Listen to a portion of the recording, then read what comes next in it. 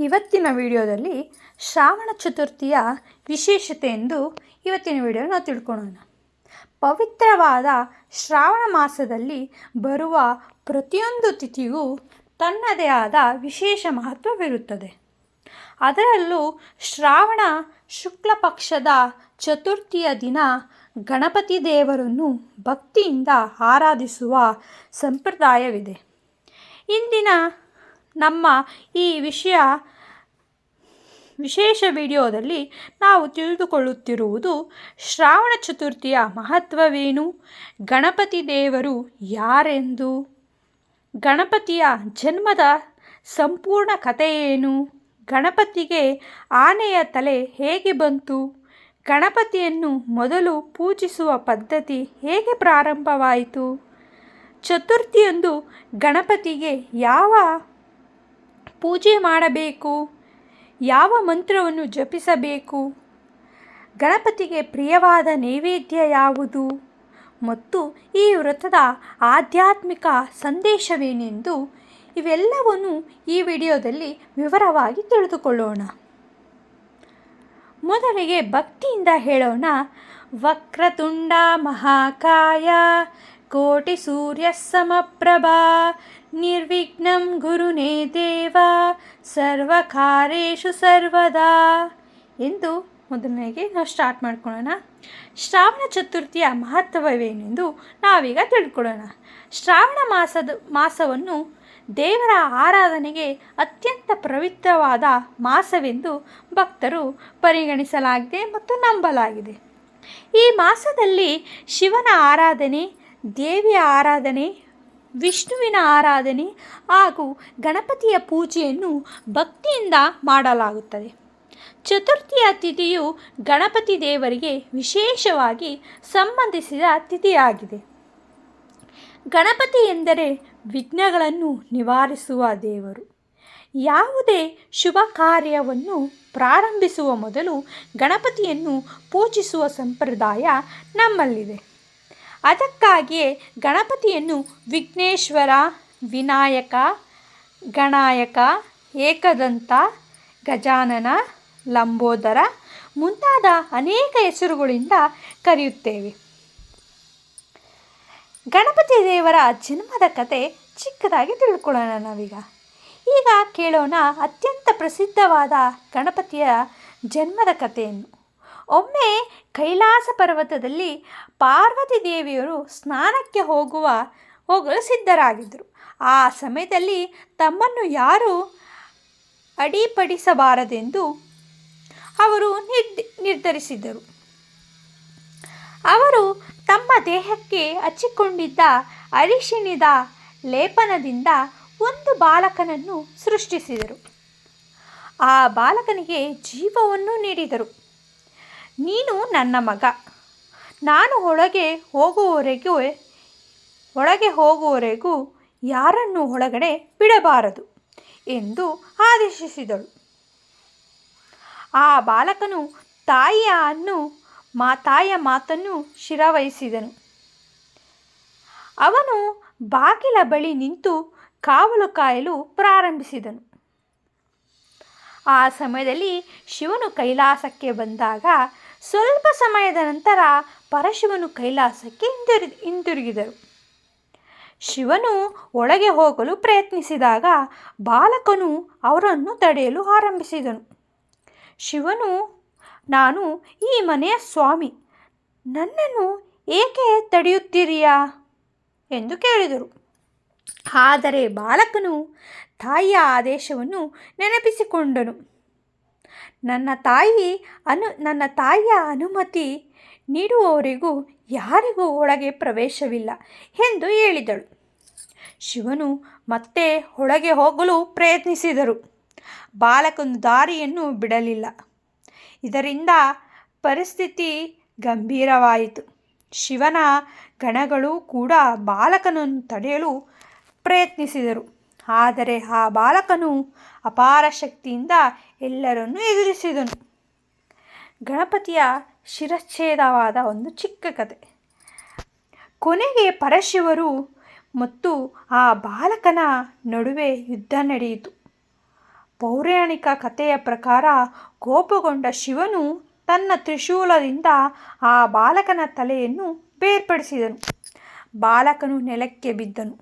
ಈ ಸುದ್ದಿ ತಿಳಿದ ಪಾರ್ವತಿ ದೇವಿ ಅತ್ಯಂತ ದುಃಖ ಮತ್ತು ಕೋಪದಿಂದ ಉಗ್ರ ರೂಪವನ್ನು ತಾಳಿದಳು. ತಮ್ಮ ಮಗನಿಗೆ ಜೀವವನ್ನು ಮರಳಿ ನೀಡಿದರೆ ಇಡೀ ಸೃಷ್ಟಿಯನ್ನೇ ತಮ್ಮ ಮಗನಿಗೆ ಜೀವವನ್ನು ಮರಳಿ ನೀಡದಿದ್ದರೆ ಇಡೀ ಸೃಷ್ಟಿಯನ್ನೇ ನಾಶ ಮಾಡುವುದಾಗಿ ಅವರು ಹೇಳಿದರು. ದೇವತೆಗಳೆಲ್ಲರೂ ಶಿವನನ್ನು ಶರಣಾದರು. ಗಣಪತಿಗೆ ಆನೆಯ ತಲೆ ಹೇಗೆ ಬಂತು? ಪಾರ್ವತಿ ದೇವಿಯ ಕೋಪವನ್ನು ಶಾಂತಗೊಳಿಸಲು ಶಿವನು ಬಾಲಕನಿಗೆ ಮತ್ತೆ ಜೀವ ನೀಡುವುದಾಗಿ ಹೇಳಿದನು. ಶಿವನು ತನ್ನ ಗಣಗಳಿಗೆ ಉತ್ತರ ದಿಕ್ಕಿಗೆ ಹೋಗಿ ಮೊದಲು ಕಾಣುವ ಜೀವಿಯ ತಲೆಯನ್ನು ತರಲು ಆದೇಶಿಸಿದನು. ಅವರು ಒಂದು ಆನೆಯ ತಲೆಯನ್ನು ತಂದರು. ಆನೆಯ ತಲೆಯನ್ನು ಬಾಲಕನ ದೇಹಕ್ಕೆ ಜೋಡಿಸಿ ಶಿವನು ಅವನಿಗೆ ಪುನರ್ಜೀವನ ನೀಡಿದರು. ಆ ಬಾಲಕನೇ ಗಜಾನನ, ಗಣಪತಿ, ವಿನಾಯಕ ಎಂದು ಕರೆಯಲಾಗುತ್ತಿರುವುದು. ಪಾರ್ವತಿ ದೇವರು ಮಗನನ್ನು ಕಂಡು ಸಂತೋಷಪಟ್ಟರು. ಗಣಪತಿಗೆ ದೊರೆತ ವರ ಯಾವುದು ಎಂದು ತಿಳ್ಕೊಳ್ಳೋಣ ಈಗ. ನಂತರ ಪರಶಿವರು ಗಣಪತಿಗೆ ಮಹತ್ವದ ವರವನ್ನು ನೀಡಿದರು. ನೀನು ಎಲ್ಲ ಗಣಗಳ ನಾಯಕನಾಗಿರು ಎಂದು. ಯಾವುದೇ ಶುಭ ಕಾರ್ಯ ಆರಂಭಿಸುವಲು ಮೊದಲು ನಿನ್ನನ್ನು ಪೂಜಿಸಬೇಕು. ನಿನ್ನನ್ನು ಪೂಜಿಸಿ ಆರಂಭಿಸುವ ಕಾರ್ಯಗಳಿಗೆ ವಿಘ್ನಗಳು ಉಂಟಾಗದಂತೆ ಇರಲಿ ಎಂದು ಆಶೀರ್ವದಿಸಿದರು. ಆ ದಿನದಿಂದಲೇ ಯಾವುದೇ ಶುಭ ಕಾರ್ಯಕ್ಕೂ ಮೊದಲು ಗಣಪತಿಯನ್ನು ಪೂಜಿಸುವ ಸಂಪ್ರದಾಯ ಪ್ರಾರಂಭವಾಯಿತು ಎಂದು ಪೌರಾಣಿಕ ಪರಂಪರೆಯ ಹೇಳುತ್ತದೆ. ಅದಕ್ಕಾಗಿಯೇ ನಾವು ಮೊದಲು ಹೇಳುವುದು ಓಂ ಶ್ರೀ ಗಣೇಶಾಯ ನಮಃ ಎಂದು ಹೇಳಬೇಕು. ಗಣಪತಿಯ ಏಕದಂತದ ರೂಪದ ಕತೆ ತಿಳ್ಕೊಳ್ಳೋಣ ಈಗ. ಗಣಪತಿಗೆ ಏಕದಂತ ಎಂಬ ಹೆಸರು ಇದೆ. ಆದರೆ ಒಂದು ದಂತವನ್ನು ಹೊಂದಿರುವವನು. ಗಣಪತಿಯ ಒಂದು ದಂತ ಮುರಿದಿರುವುದಕ್ಕೆ ಪುರಾಣಗಳಲ್ಲಿ ವಿವಿಧ ಕಥೆಗಳು ಕಂಡುಬರುತ್ತವೆ. ಅವುಗಳಲ್ಲಿ ಪ್ರಸಿದ್ಧವಾದ ಒಂದು ಕಥೆಯ ಪ್ರಕಾರ ಮಹಾಭಾರತವನ್ನು ಬರೆಯಲು ವ್ಯಾಸ ಮಹರ್ಷಿಗಳು ಗಣಪತಿಯನ್ನು ಲಿಪಿಕಾರಕನನ್ನಾಗಿ ಆಯ್ಕೆ ಮಾಡಿದ್ದರು. ವ್ಯಾಸರು ನಿರಂತರವಾಗಿ ಶ್ಲೋಕಗಳು ಹೇಳುತ್ತಿದ್ದರು. ಗಣಪತಿ ಅದನ್ನು ವೇಗವಾಗಿ ಬರೆಯಬೇಕಾಗಿತ್ತು.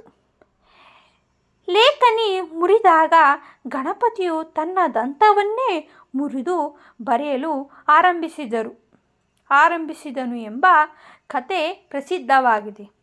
ಇದರಿಂದ ನಮಗೆ ದೊರೆಯುವ ಸಂದೇಶವೇನು? ಜ್ಞಾನಕ್ಕಾಗಿ, ಕರ್ತವ್ಯಕ್ಕಾಗಿ ತ್ಯಾಗ ಮಾಡುವ ಮನಸ್ಸು ಇರಬೇಕೆಂದು. ಗಣಪತಿಯ ಬುದ್ಧಿವಂತಿಕೆಯ ಕಥೆ ಏನು ತಿಳ್ಕೊಳ್ಳೋಣ ಈಗ. ಒಮ್ಮೆ ಶಿವ ಪಾರ್ವತಿ ದೇವಿಯವರು ತಮ್ಮ ಇಬ್ಬರು ಪುತ್ರರಾದ ಗಣಪತಿ ಮತ್ತು ಕಾರ್ತಿಕೇಯರಿಗೆ ಒಂದು ಪರೀಕ್ಷೆ ನೀಡಿದರು. ಯಾರು ಮೊದಲು 3 ಲೋಕಗಳನ್ನು ಸುತ್ತಿ ಬರುತ್ತಾರೋ ಅವರಿಗೆ ಬಹುಮಾನ ಎಂದು ಹೇಳಿದರು. ಕಾರ್ತಿಕೇಯನು ತನ್ನ ನವಿಲಿನ ಮೇಲೆ ಕುಳಿತು ಲೋಕ ಸಂಚಾರಕ್ಕೆ ಹೊರಟನು. ಆದರೆ ಗಣಪತಿ ತನ್ನ ತಂದೆ ತಾಯಿಯ ಸುತ್ತ 3 ಬಾರಿ ಪ್ರದಕ್ಷಿಣೆ ಹಾಕಿದನು. ಶಿವ ಪಾರ್ವತಿ ಆಶ್ಚರ್ಯಪಟ್ಟರು. ಗಣಪತಿ ಹೇಳಿದರು, ನನ್ನ ತಂದೆ ಮತ್ತು ತಾಯಿಯಲ್ಲೇ ನನಗೆ 3 ಲೋಕಗಳು ಸೇರಿವೆ. ಅವನ ಜ್ಞಾನ ಮತ್ತು ಭಕ್ತಿಯನ್ನು ಕಂಡು ಶಿವ ಪಾರ್ವತಿಯರು ಪ್ರಸನ್ನರಾದರು. ಈ ಕತೆ ನಮಗೆ ಒಂದು ಸುಂದರವಾದ ಸಂದೇಶವನ್ನು ನೀಡುತ್ತದೆ. ಬಲಕ್ಕಿಂತ ಬುದ್ಧಿ ದೊಡ್ಡದೆಂದು. ಶ್ರಾವಣ ಚತುರ್ಥಿಯಂದು ಪೂಜೆಗೆ ಹೇಗೆ ಮಾಡಬೇಕೆಂಬುದು ಆಶ್ಚರ್ಯಕರವಾಗಿರುತ್ತದೆ. ಈಗ ಪೂಜಾ ವಿಧಾನವನ್ನು ತಿಳಿದುಕೊಳ್ಳೋಣ. ಮೊದಲಿಗೆ ಬೆಳಗ್ಗೆ ಬೇಗನೆ ಎದ್ದು ಸ್ನಾನಗಳನ್ನು ಮಾಡಿ ಶುಭ್ರವಾದ ಬಟ್ಟೆಯನ್ನು ಧರಿಸಿ ಮನೆಯ ಪೂಜಾ ಸ್ಥಳವನ್ನು ಸ್ವಚ್ಛಗೊಳಿಸಿ ಅಲ್ಲಿ ಗಣಪತಿಯ ಚಿತ್ರ ಅಥವಾ ವಿಗ್ರಹವನ್ನು ಪ್ರತಿಷ್ಠಾಪಿಸಿ ದೀಪಗಳನ್ನು ಬೆಳಗಿ ಮೊದಲು ಗಣಪತಿಯನ್ನು ಧ್ಯಾನಿಸಿ ಅರಿಶಿನ, ಕುಂಕುಮ, ಅಕ್ಷತೆ, ಹೂಗಳನ್ನು ಅರ್ಪಿಸಿ ಗಣಪತಿಗೆ ದೂರ್ವ ಹುಲ್ಲು, ದರ್ಬೆ ಹುಲ್ಲು ಅಂದರೆ ಗರಿಕೆ ಅರ್ಪಿಸುವುದು ಬಹಳ ಪ್ರಸಿದ್ಧವಾದ ಸಂಪ್ರದಾಯವಾಗಿದೆ. ನಂತರ ಹಣ್ಣು ಮತ್ತು ನೈವೇದ್ಯ ಅರ್ಪಿಸಬೇಕು. ನಿಮ್ಮ ಕುಟುಂಬದ ಸಂಪ್ರದಾಯದಂತೆ ಪೂಜೆಯ ಸ್ತೋತ್ರ ಅಥವಾ ಗಣೇಶನ ಸ್ತೋತ್ರವನ್ನು ಪಠಿಸಬಹುದು. ದೂರ್ವೆಯ ಮಹತ್ವವೇನೆಂದು ತಿಳ್ಕೊಳ್ಳೋಣ. ಗಣಪತಿಗೆ ದೂರ್ವೆ ಎಂದರೆ ಬಹಳ ಪ್ರಿಯವೆಂದು ಧಾರ್ಮಿಕ ಸಂಪ್ರದಾಯದಲ್ಲಿ ನಂಬಲಾಗಿದೆ.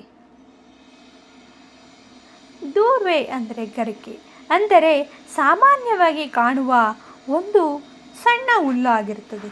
ಆದರೆ ಗಣಪತಿ ಪೂಜೆಯಲ್ಲಿ ಅದಕ್ಕೆ ವಿಶೇಷ ಸ್ಥಾನವಿದೆ. ಇದು ನಮಗೆ ಒಂದು ಪಾಠ ಕಲಿಸುತ್ತದೆ. ದೇವರಿಗೆ ದುಬಾರಿ ವಸ್ತುಗಳಿಗಿಂತ ಭಕ್ತಿ ಮುಖ್ಯವೆಂದು ಕಲಿಸುತ್ತದೆ. ಒಂದು ಸಣ್ಣ ದೂರ್ವೆಯನ್ನು ಕೂಡ ಭಕ್ತಿಯಿಂದ ಅರ್ಪಿಸಿದರೆ ಅದು ದೇವರ ಆರಾಧನೆಯ ಭಾಗವಾಗಿರುತ್ತದೆ. ಗಣಪತಿಗೆ ಪ್ರಿಯವಾದ ನೈವೇದ್ಯ ಯಾವುದು ಎಂದು ತಿಳ್ಕೊಳ್ಳೋಣ. ಗಣಪತಿಗೆ ಮೋದಕ ಬಹಳ ಪ್ರಿಯವೆಂದು ಪ್ರಸಿದ್ಧ. ಇದರ ಜೊತೆಗೆ ಕಡುಬು, ಲಾಡು, ಹಣ್ಣು, ತೆಂಗಿನಕಾಯಿ, ಬೆಲ್ಲ, ಅವಲಕ್ಕಿ, ವಿವಿಧ ಸಾತ್ವಿಕ ನೈವೇದ್ಯಗಳು ಇತ್ಯಾದಿಗಳನ್ನು ಕುಟುಂಬದ ಸಂಪ್ರದಾಯಕ್ಕೆ ಅನುಗುಣವಾಗಿ ಅರ್ಪಿಸಬಹುದು. ನಾವು ನೈವೇದ್ಯದ ಪ್ರಮಾಣಕ್ಕಿಂತ ಭಕ್ತಿಯೇ ಮುಖ್ಯ.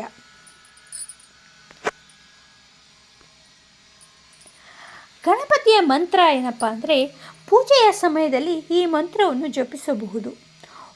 ಓಂ ಗಂ ಗಣಪತೇ ನಮಃ, ಓಂ ಗಂ ಗಣಪತೇ ನಮಃ, ಓಂ ಗಂ ಗಣಪತೇ ನಮಃ ಎಂದು ಇದನ್ನು 11 ಬಾರಿ, 21 ಬಾರಿ ಅಥವಾ 108 ಬಾರಿ ಭಕ್ತಿಯಿಂದ ಜಪಿಸಬೇಕು. ಮತ್ತೊಂದು ಪ್ರಸಿದ್ಧ ಮಂತ್ರವೇನೆಂದರೆ, ಓಂ ಏಕದಂತಾಯ ವಿದ್ಮಹೇ ವಕ್ರತುಂಡಾಯ ಧೀಮಹಿ ತನ್ನೋ ದಂತಿ ಪ್ರಚೋದಯಾತ್. ಗಣಪತಿ ದೇವರು ನಮ್ಮ ಬುದ್ಧಿಯನ್ನು ಉತ್ತಮ ಮಾರ್ಗದಲ್ಲಿ ನಡೆಸಲಿ ಎಂದು ಈ ಮಂತ್ರವ ಮೂಲಕ ಪ್ರಾರ್ಥಿಸಲಾಗಬೇಕು. ಗಣಪತಿಯ ಪೂಜೆ ಮತ್ತು ಆಧ್ಯಾತ್ಮಿಕ ಅರ್ಥ ಏನಪ್ಪ ಅಂದರೆ, ಗಣಪತಿಯ ರೂಪದಲ್ಲಿರುವ ಪ್ರತಿಯೊಂದು ಅಂಶಕ್ಕೂ ಒಂದು ಸಂದೇಶವಿದೆ ಎಂದು ಧಾರ್ಮಿಕ ವ್ಯಾಖ್ಯೆಗಳಲ್ಲಿ ಹೇಳಲಾಗಿದೆ.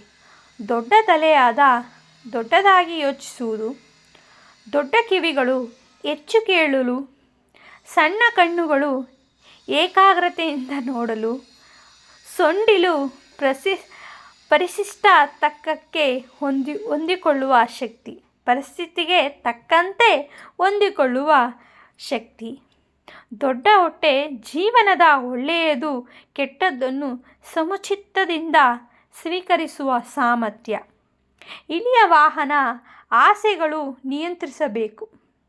ಇದರಿಂದ ಗಣಪತಿಯ ಕೇವಲ ಪೂಜೆಯ ದೇವರು ಮಾತ್ರವಲ್ಲ, ಜ್ಞಾನ, ಬುದ್ಧಿ ಮತ್ತು ವಿವೇಕದ ಸಂಕೇತವೂ ಹೌದು.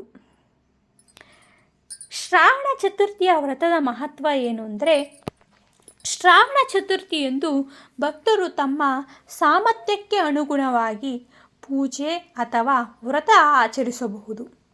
ವ್ರತ ಎಂದರೆ ಕೇವಲ ಉಪವಾಸವಲ್ಲ, ಮನಸ್ಸು ಶುದ್ಧವಾಗಿಟ್ಟುಕೊಳ್ಳುವುದು, ಕೆಟ್ಟ ಮಾತುಗಳನ್ನು ಆಡದಿರುವುದು, ಯಾರಿಗೂ ಅನ್ಯಾಯ ಮಾಡದಿರುವುದು, ದೇವರನ್ನು ಸ್ಮರಿಸುವುದು, ಬಡವರಿಗೆ ಸಹಾಯ ಮಾಡುವುದು ಇವೆಲ್ಲವೂ ಭಕ್ತಿಯ ಭಾಗವಾಗಿರುತ್ತವೆ.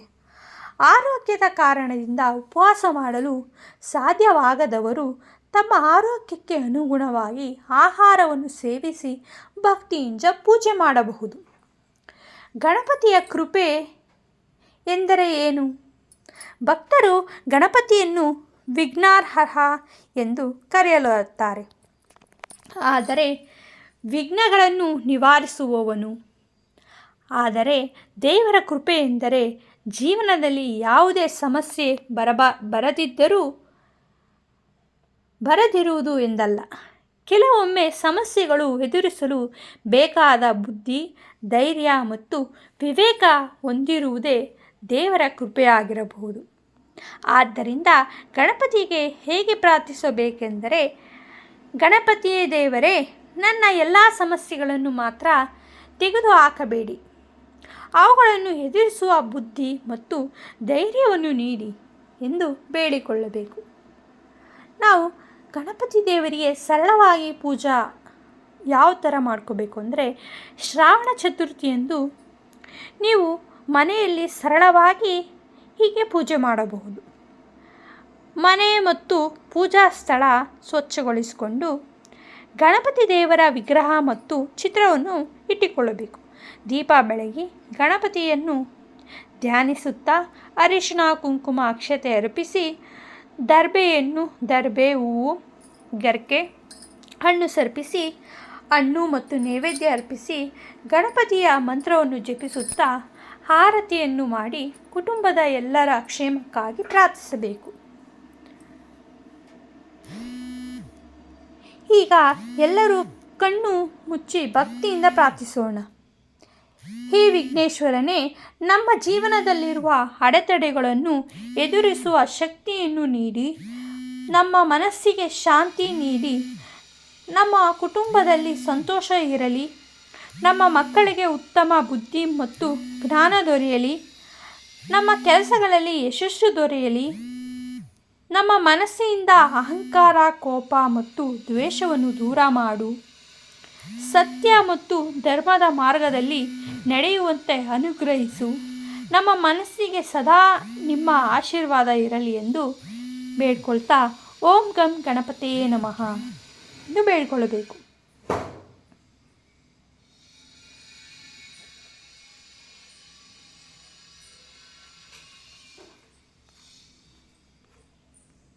ಈ ದಿನದ ಸಂದೇಶ ಏನಪ್ಪ ಅಂದರೆ, ಶ್ರಾವಣ ಚತುರ್ಥಿ ನಮಗೆ 3 ದೊಡ್ಡ ಪಾಠಗಳನ್ನು ಕಲಿಸುತ್ತದೆ. ಮೊದಲನೆಯದು ಬುದ್ಧಿ ಏನಪ್ಪ ಅಂದರೆ, ಯಾವುದೇ ಸಮಸ್ಯೆಯನ್ನು ಬಲದಿಂದ ಮಾತ್ರ ಪರಿಹರಿಸಲು ಸಾಧ್ಯವಿಲ್ಲ, ಬುದ್ಧಿ ಮತ್ತು ವಿವೇಕದಿಂದ ಪರಿಹರಿಸಬೇಕು. ಎರಡನೆಯದು ವಿನಯ, ಜ್ಞಾನ ಬಂದಂತೆ ಅಹಂಕಾರ ಬರಬಾರದು.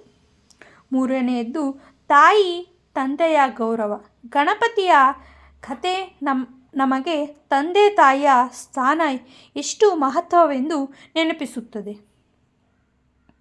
ಇಂದಿನ ಈ ಪವಿತ್ರ ಶ್ರಾವಣ ಚತುರ್ಥಿಯಂದು ನಾವು ಗಣಪತಿ ದೇವರನ್ನು ಭಕ್ತಿಯಿಂದ ಸ್ಮರಿಸೋಣ. ನಮ್ಮ ಮನೆಯಲ್ಲಿ ದೀಪ ಬೆಳಗಿಸೋಣ, ಗಣಪತಿಗೆ ದರ್ಬೆ ಅರ್ಪಿಸೋಣ, ಓಂ ಗಂ ಗಣಪತಿಯೇ ನಮಃ ಎಂದು ಜಪಿಸೋಣ.